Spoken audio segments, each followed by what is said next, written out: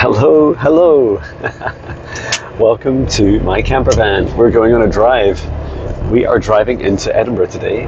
I am going in for my Swedish massage training. I was about to say psychic Swedish massage training. Maybe I'll help teach that in the future. Well, I was guided today to talk about the subject of what do people think of you? What do people think of me? Who cares? And why do we seem to make it matter in our lives what other people think of us? I'll share a little bit about my own journey. Well, probably a lot because it's about a 45-minute drive. And I'll also share some of the coping techniques I've had, and many of them are very, very liberating. Well, they're all very liberating. And it is a beautiful day today. So even though we're in April, what does my watch say? The 12th? So coming up in mid-April. It's still a really beautiful day. It was about 4 degrees Celsius when I took Patch out for a walk. Let me show you. Oh no. I can only apologise for the very sad demise of the bug that unfortunately died on my windscreen, or windshield as you might call it. So I'm afraid there's nothing I can do. I mean, I can try this. I don't know if it'll help. No. Well, it's that or you have to watch my face for the whole video. I said watch, not wash. Yeah, it's just the way it is, I'm afraid. A bleak reminder of the cycles of life and death, and also the consequence of us driving around. For some reason, I think the insects also find it harder to avoid a white van. I don't know if white vehicles are harder for insects to see. But yeah, it's definitely the time of year. So I must give my windscreen a bit of a wipe on the drive back. Okay, I could have just pretended it was something else, like it was bird poo, right? I don't know if that would be better or worse. Well, it'd probably be better for the insect, right? Okay, so let's talk more about who cares, like why do we care, first of all, about what people think of us. So just recapping on some of my journey, perhaps I'll take the last 5 years, because that's when my transformation really kicked off. So after 26 years in software, so I think I started my software career after graduating in software engineering and computing in 97. About 7 months later, I went into my first job, and it was quite funny because I was working for a very small company, but on site at a corporate power billing company. Well, power company, but I was working in the billing department. So I was wearing a suit. I was walking around in the office all day, like just being, that was my first introduction to the workplace, was of a corporate culture. And I remember it mattered deeply to what, because we're a small company, like really small, there's only 3 of us on site, 3 from the company, and then about another 3 would visit, and then eventually they became more permanently based there. And this was in Perth in Scotland. And I remember some really interesting concepts that definitely stuck with me. Not all of them, but some of them that really helped me were seeing that first impressions really count. So being smart and well presented made a big difference, because we felt, as a small company, we felt quite I guess, vulnerable in some respects. So we always wanted to make the most. And I can remember, I think it was in my first week, I went out for dinner on the Thursday night with quite a few of the various managers of our customer in the corporate, and then also from our small company. And at the end of the night, there was a guitar passed around the table, and I and I didn't play much then. I'd only really learned some basics, but I played no one could really play, and then it was passed to me, and I sang Hard Day's Night, like a short version of it by the Beatles, and it's been a hard day's night, and it was lovely, and what was really surprising to me was that everyone loved it. And I remember my boss saying the next day, that was really good, people really it gives you personality.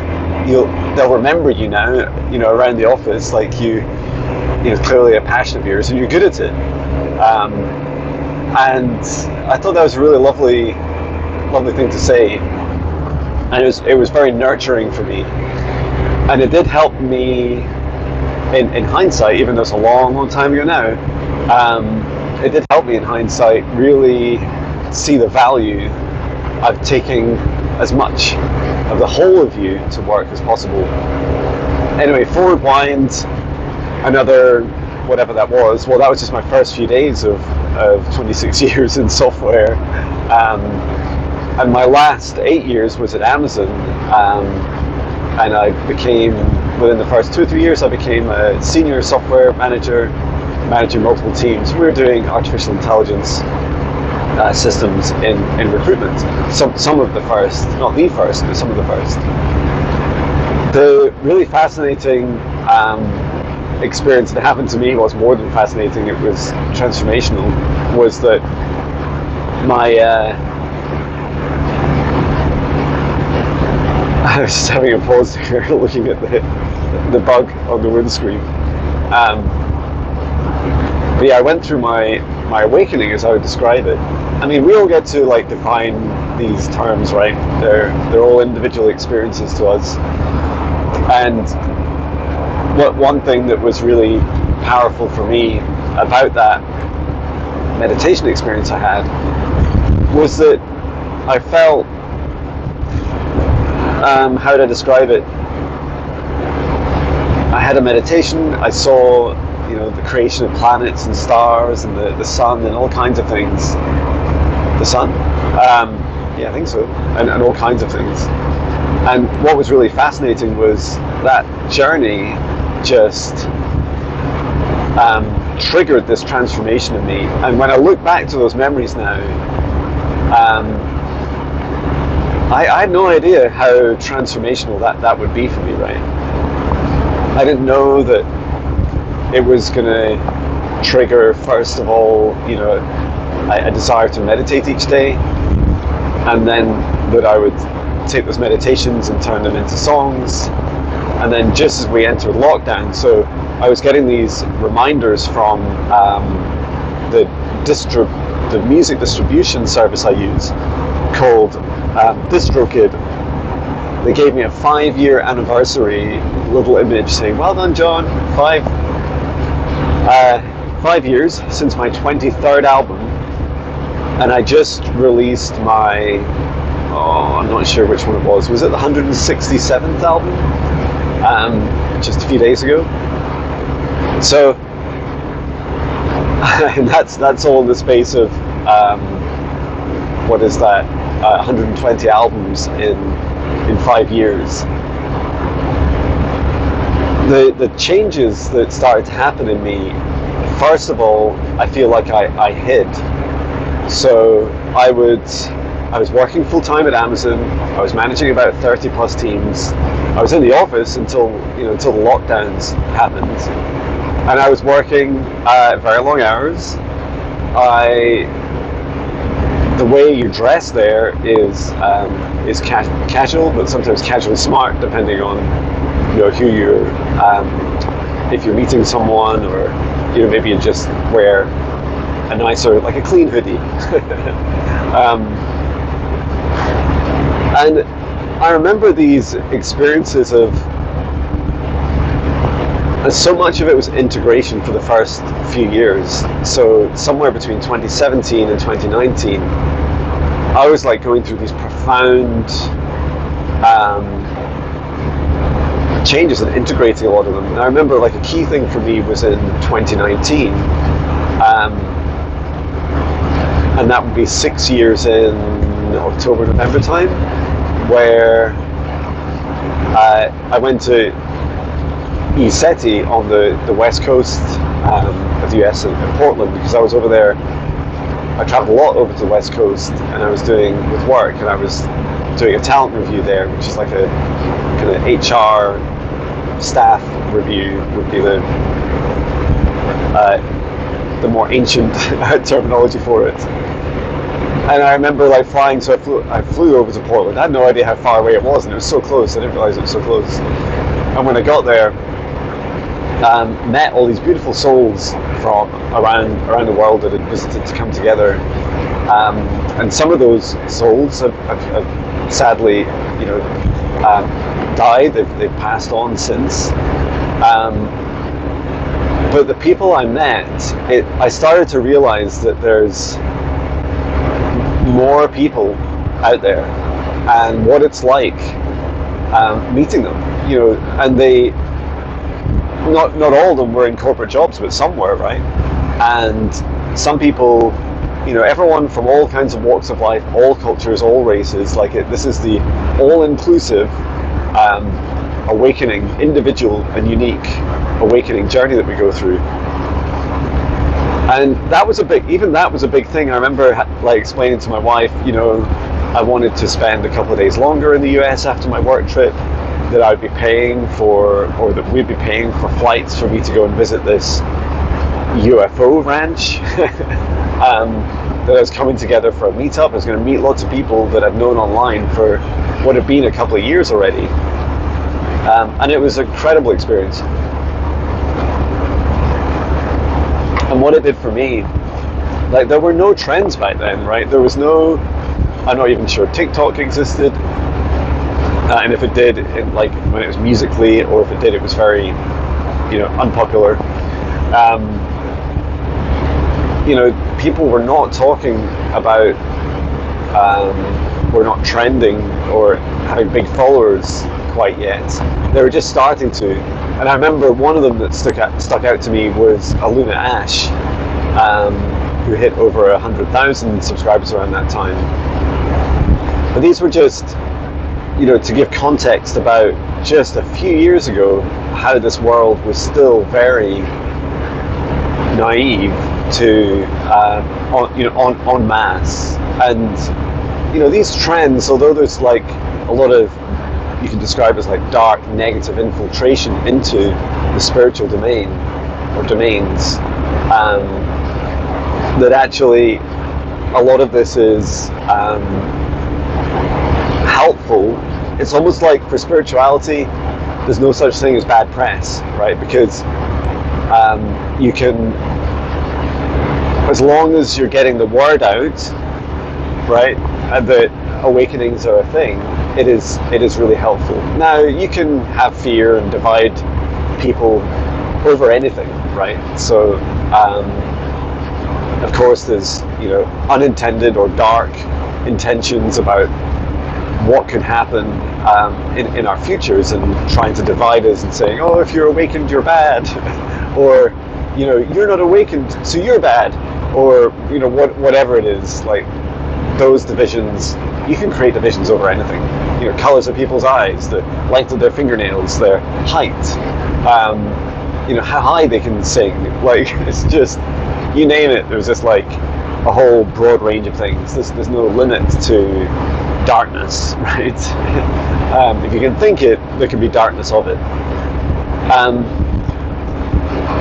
So I remember one of the things I started doing at work was so this is at Amazon, is I started playing music. So I do like every month we'd get together in the office. There was about 100 to 200 of us for the first few years in the Edinburgh office. And every month we'd have drinks. And I remember to begin with, I was still drinking. But not for very long after my awakening. And I remember just experiencing these monthly get-togethers, and I would sing and play guitar, or I would get along band members from around the different teams, and we'd play music together, and it was so lovely. And it did, like, going back to that first example, like, bringing music was a passion for me, it still is. So bringing it to work was just really helpful. And I didn't care that, people would look at me as a senior manager, someone who was meant to be serious and business focused all the time. I think it actually really helped, because I remember having to hire a lot of people, and I hired a lot from around the office, from the different teams. And one of the ways is, being your whole self, right? Like, you become much more attracted to others. Like, they're much more likely to come and join your teams if you bring your whole self. Because people, like, let's face it, especially people that are, developing their psychic abilities, or at very least just naturally have high empathy, and sensitivity, then they'll know, right? They know exactly what you're hiding and what you're not, or that you are hiding something, and it just makes them feel uneasy.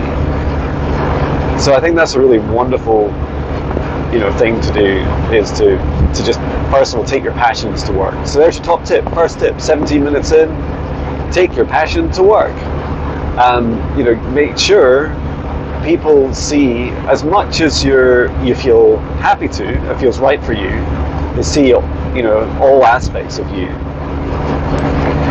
And then this kind of spirituality aspect of me was much harder, because in some respects I felt like it was that my belief system was increasingly becoming, what's the word? Conflicted, or my belief system was way ahead of my actions. So my actions were working, 10, 12 hours a day at Amazon corporate, flying over to the US and Canada every month or two, leading teams, building cutting edge artificial intelligence, and even like the travel itself is like, do I really need to travel to the other side of the world, like 3,000 miles plus each way, for this work? Can I not just do it over a video call? And all, let's face it, one of Amazon's retail's primary focus is to sell people stuff, and it's selling people often things they don't, aren't super useful for them, right? Or really, it's almost like responding to our greed and not our need. And I was aware of this, right? I'm not, because I still am an Amazon customer. I just buy a lot less, that's for sure. So when I began to just integrate more and more my experiences, I remember one thing I'd start to do is in meetings with,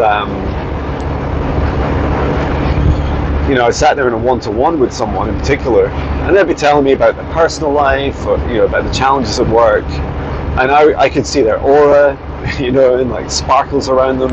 I could feel the energy of their hearts. I could feel them,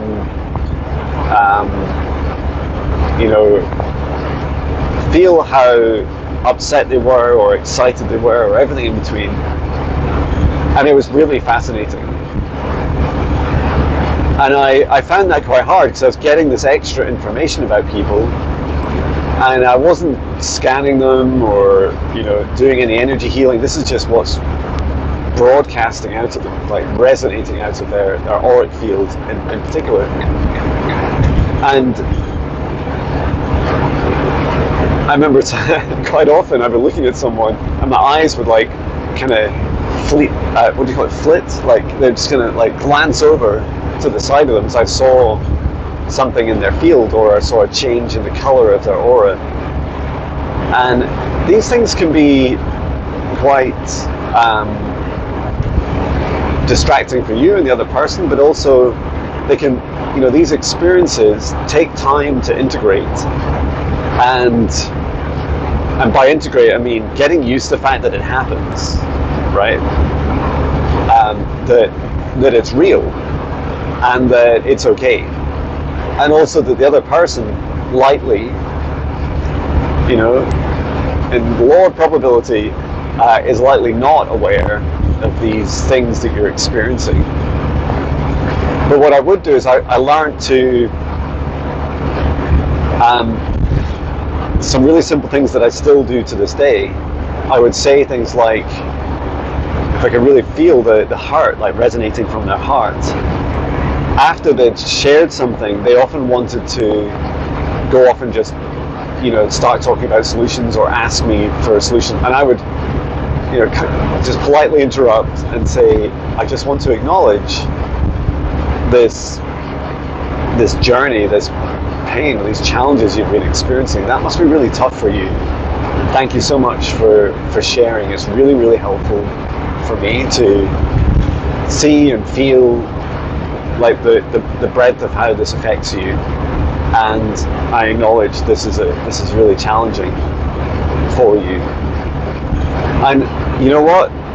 So much of our hearts just want to hear that, right? So many of our souls just want to have someone outside of us, when we're telling them about the challenges in our lives, that they acknowledge them. Because so often, as humans, we just seem to, and especially as a guy, I was so used to just, I'll come up with a solution. Oh, you've got problem A, here's solution B. It's like, no, like when you have a problem, well, let's talk about that problem, let's feel into it, see it and reflect on it. And I remember to begin with, I would pull it into my heart, and because it increases like this, almost like the sensory perception of it. And then I realized that was really unhealthy, because it was literally taking on, not taking from someone their heart, but it's almost like I'm allowing that same negative energy to be held in my heart. So now I practice safe energy, even resonant energy receiving, and I place it in a little golden bubble in front of me. And I'd often do that with my hands. I would in that moment that I would say to someone, oh, I'm just holding space for that journey, and I explain what that means. Literally, I'm holding an area of space and time in front of me, and I've captured this energy in there of your emotion that you've resonated out, and I'm using my hands and the awareness from my heart to feel into that challenge. Now, I didn't say all that in detail. I didn't need to. Not everyone's belief system will extend to those concepts, right? Because we all get to believe what we want, right? So I would just hold my hands, I can't do it when I'm driving. Imagine two hands like this. I would hold my hands like this, and I'd just say, thank you so much for sharing. It's a really tough challenge for you. It's really important you share it. And I'm just, feeling into how challenging that must have been. So I started to adopt more of these practices, and I would say, as long as I kept them, met people at their vibration, met people at their willingness to share. I would never, just start probing someone verbally and say, "Oh, tell me more. How did that feel?" I would never push someone beyond what they were comfortable with. I would just always respond to what they felt comfortable sharing, and make sure that they knew that I was a caring manager. So I just feel there's enough, and including in my career, there's so many times that I didn't care enough about people that, at very least for the first, maybe that was the first half. I don't know. I think a lot of people have always described me as an empathetic manager, but it's a bit like saying you're a cool demon in hell.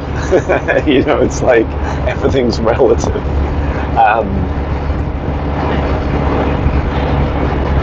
And I would say I then updated. I remember the phone directory at work. I updated to say, I'm John Binnie. I'm a senior software manager in artificial intelligence and recruitment, and based in Scotland. And in my, I think I said outside of work, I write a song every day, inspired by my daily meditation to raise the vibrations of billions of hearts. And it was so funny because some people would often do their homework on you just before a meeting. So they'd turn up at a meeting and say, "Oh, John, I watched your YouTube channel. I saw the 'Hi, it's John' videos," or I watched, listened to his song, and I found that really fascinating. And it was a really lovely way.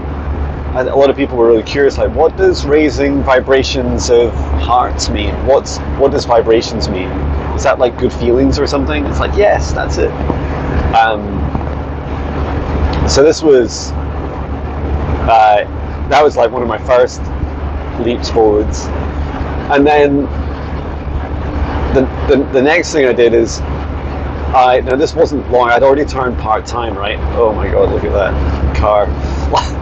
His rear bumpers has been in an accident. The rear bumper's flapping around in the wind. You really don't want that to come off and hit your vehicle, so I'll just give them plenty of space.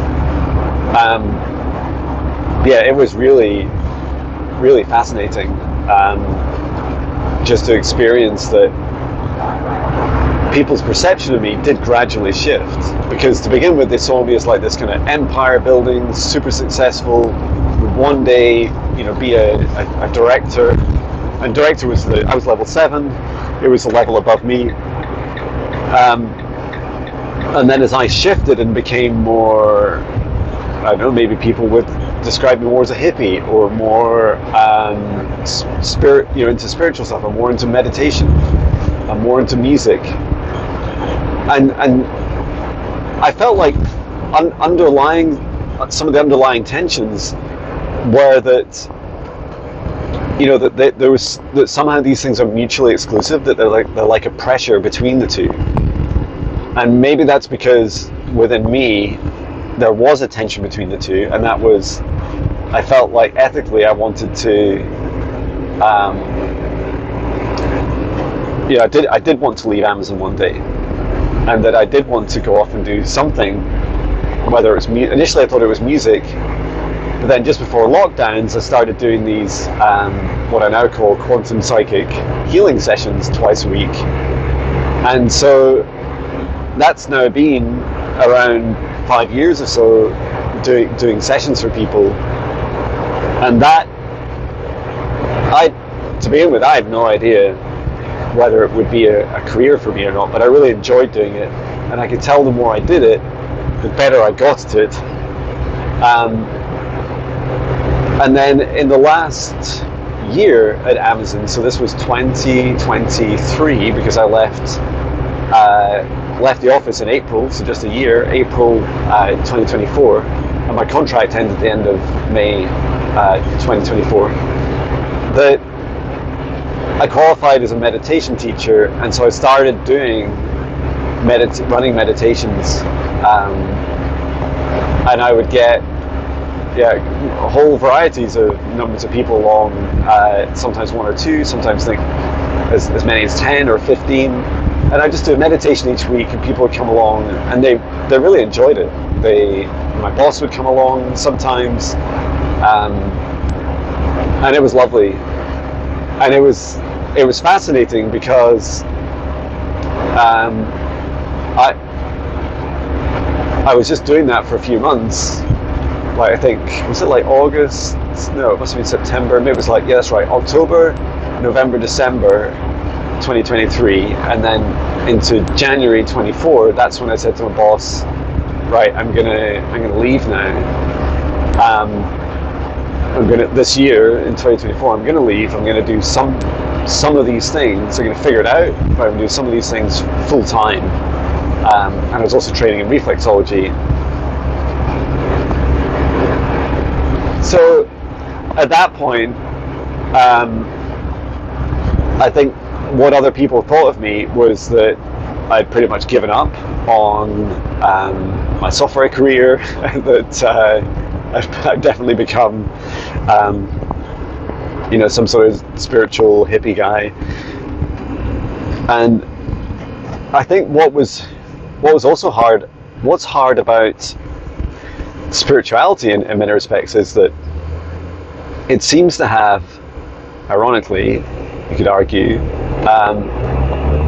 it is not treated like a religion, right? And I would get some challenges from people, about whether something I was doing, especially the mindfulness meditation, whether it was religious or not. And that was quite difficult. So I was thinking, well, if it was religious, right? Is that okay? If I bring into meditation a couple of archangels, is that going to offend people of certain religions? Would it be okay if I said that's what I was doing? So if I said this is an archangel meditation, and that people can decide whether they come to it or not, would that be okay? And I found that really fascinating. Often when we label something as a religion, it can be somehow we seem to be programmed to respect it more, But it just is what it is, right? And I don't have any problems with different, all the religions in the world. I do have problems with the behaviors of some people around the world, but this is something we need to get better at, right? As a human race, is just becoming inclusive to all beliefs, right? This is a key aspect of the law of free will of the universe. And I am sure, we started this video, and I don't have that long left, about 10 minutes. I am sure that many people around the world who watch me on YouTube, or have worked with me, or friends and family around me, thought absolutely I was going through like a midlife crisis back when I guess I arguably was midlife. I'm now 48. I don't know, you tell me if that's midlife. Depends how old you live, right? If you live to 100, then it's pretty much just before or around midlife. But I thought that was really fascinating, that the people almost like it was going to be a fad, and that I would just, maybe I'd grow up out of this. I think other people found it really difficult to connect with me. And, initially, like the music, I don't think people really cared, because they're kind of like just watch a video for a few seconds, or they come along and watch me live if I'm doing a gig or an open mic night, and they either would or wouldn't resonate, right? And it did take me a lot of practice and courage to start singing dragon-like language, like in songs live in front of people, and people love it, right? When you're authentic and you follow your own heart and you express what's like your own unique superpowers, there's something about it, regardless of the labels, including the labels you place in it, that people just love. People love seeing other people following their dreams, being their true selves, being their whole self. And maybe that's all I need to say for this video. Maybe I should have just started the video like that. It's funny. That was a big lesson for me. And I remember there was like a whole series, like yesterday's meditation message, all about little steps. And it's a really fascinating contrast about today's meditation message, which is, today was all about the things that help you, live your dream life more and more in every present moment feel easy and joyful and in flow. But in order to get there, to do them, you need to overcome the hard things. So for example, I loved roaring like a dragon there, right? But to be able to do that with you in a video, I first needed to overcome the fear of expressing that part of me in public. And so it was hard to, step through the door of the fear to do it, but when I do it, it always feels joyful. It never feels like, oh, I'm not so sure of it, and I just love it. It usually feels overdue, like an overdue cry, like a release, like, oh, I feel so much better after that. And today, some of the challenges I experience are, I get trolled a little bit sometimes on social media. I go through phases of just hiding, banning, deleting comments, or like someone that accused me of being a cult leader. I just said, fabulous. Please, I created this so you'll join us. And even the troll found that funny. But there's just all these different ways that we can put ourselves out there and try it incrementally. I think it's a great start. I also love skateboarding. I've got a skateboard now. It's warmer. I'll do a bit more of that with Patch, my dog, and people will see a 48-year-old on a skateboard with his little Papillon dog, wondering what's going on with that guy. And it's funny because people might say, oh, that he's far too old for that. He should grow gracefully, or he should, he just wants to be a child again. And it's like, yeah, I do want to be a child again. That was amazing. I love being a child. I used to skateboard a lot. And same with, now I just have a big skateboard, my camper van, and drive around a lot on it, and go camping, and looking forward to my road trip. These things, I now definitely let go of what other people think of me. And what's fascinating is, remember that thing I was saying about, it's hard to let go of the fears, and then it's such flow to when you step into your joy. It just feels so good. It feels so joyful. So the reaction you're getting from others is that first part. It's their fear. It's their projection of their fear onto you. So they're scared of facing, their own fears and becoming all of them. And that's what's quite confusing, right? Logically, because they may be attacking something in you, or triggering something within you, or trying to trigger you, which has nothing to do with them, logically, right? But it is loosely coupled, or should I say emotionally quite tightly coupled with their reaction to seeing someone else following their dreams, being their whole best version of themselves. So I really try now, when I see other people living their dreams, not to judge, not to be scared about it, right? Whether they're skateboarding or climbing trees, or bodybuilding later in life, or learning how to walk on their hands, or doing psychic work, or predicting the future, whatever it is, people just becoming their whole version of themselves, and being able to bring that out in every aspect of their lives. It's just so beautiful and so powerful and important. And I definitely am getting increasingly more comfortable doing that myself. In fact, coming up in May, I'm doing a talk with my friend Natasha about becoming your psychic self, becoming the whole you, and that'll be really exciting to do in person. We're doing it in the Sir Arthur Conan Doyle Centre in Edinburgh.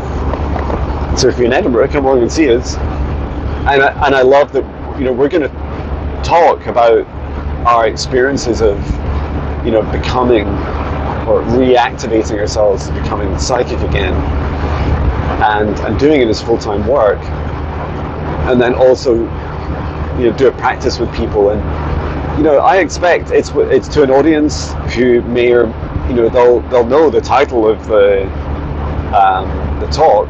If there'll be some interest, they might even be totally skeptical about it, and that's fine, right? We all get to choose. We all get to choose where we believe in this, whether this psychic stuff is real for us or not.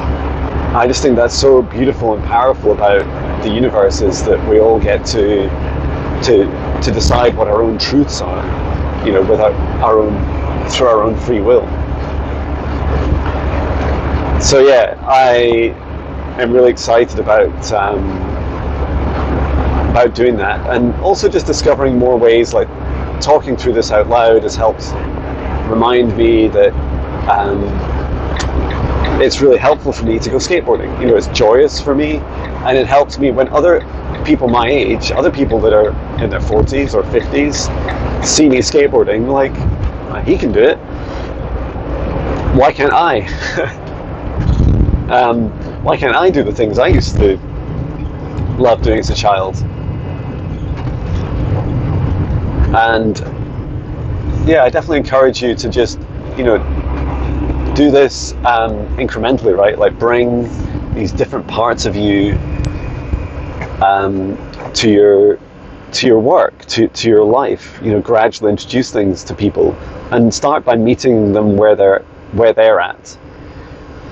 So a lot of my work to begin with, I would just describe to others as meditation. I would do online meditations for people, and it's true, right? It's not all of what I do.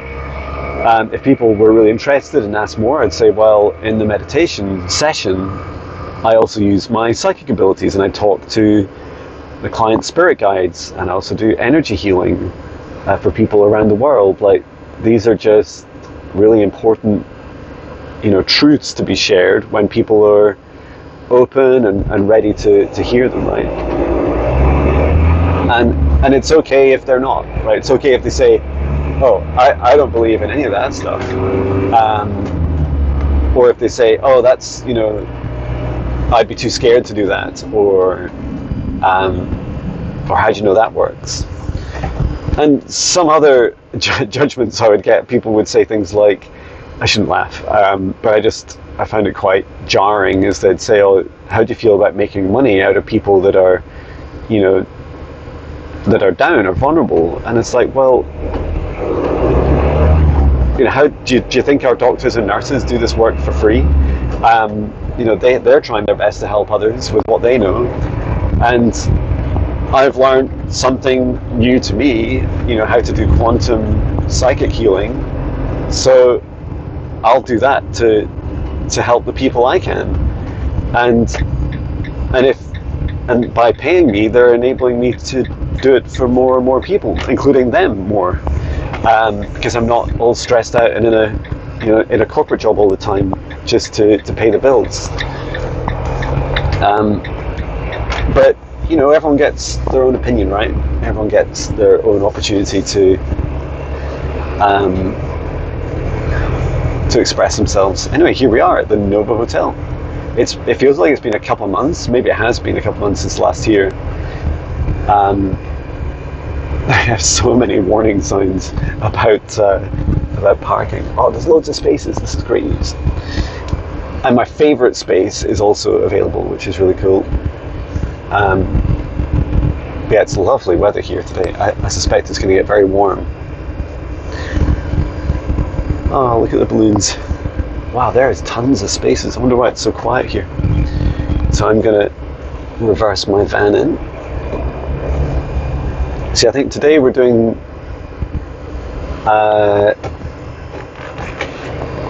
we have clients coming in. We'll be doing Swedish massage, and we'll have people in. I think we might be doing some more advanced techniques. I'm not sure, but it'll be a lot of fun. But yeah, let me know. Please share your tips in the comments about what how you've overcome some of the challenges that you've experienced about being your whole self, bringing yourself to work, or I'm just reversing very gently there. Okay. Yeah, bringing your whole self to work. All these different aspects of your life, like bringing your whole self to your life, and letting go of what people think of you. I'm on my deathbed, and I'll not be asking myself, oh, I wonder if that old friend thinks that I am a good person, or I'm not going to obsess for the rest of my life about what other people think of me, but I would love people to be inspired by me facing my fears, and to first be inspired. I think it's important to share the fears, right? Like if your biggest fear is going on just doing one YouTube video, right, then tell people that. Tell people you're scared of it. Tell yourself you're scared of it. Help lift it up and raise it out of that vulnerability. Anyway, I hope this finds you well. And I'm sending so much love from Scotland. Take care. Love you.